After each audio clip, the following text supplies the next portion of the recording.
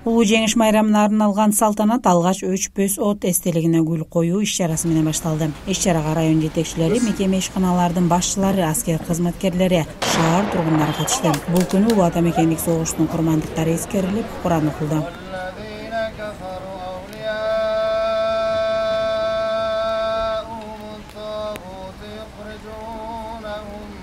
Салтка айланган өлбөс полк жүрүшү менен жетекчилер, шаар тургундары Борбордук стадионго барышты.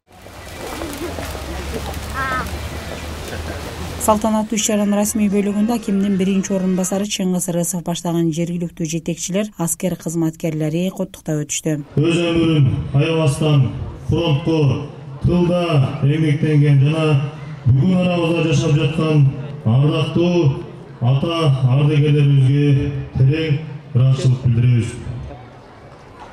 Урматтуу ардагерлер, сиздердин эрдиңиздердин аркасында бүгүнкү буун эгемендүү мамлекетте, тынч заманда жашап жатат.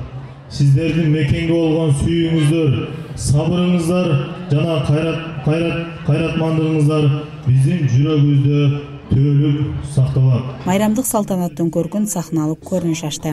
Согуш мезгилиндеги оор кырдаалды чагылдырган сахналык көрүнүш көрүүчүлөрдүн назарына тартууланды.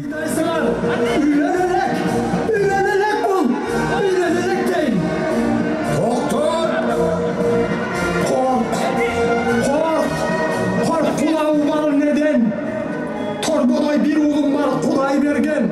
Stalin.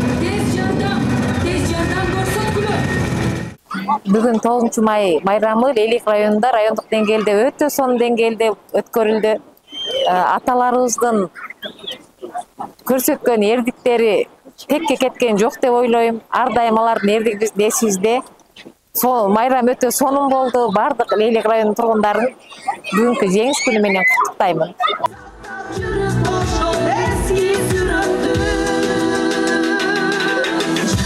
Майрамдык иш-чара Борбор калаадан келген кыргыз эстрадачыларынын жана жергиликтүү таланттардын концерттик программасы менен коштолду. Фарида Обайдуллаева, Бакыт Саитов, жаңылыктар.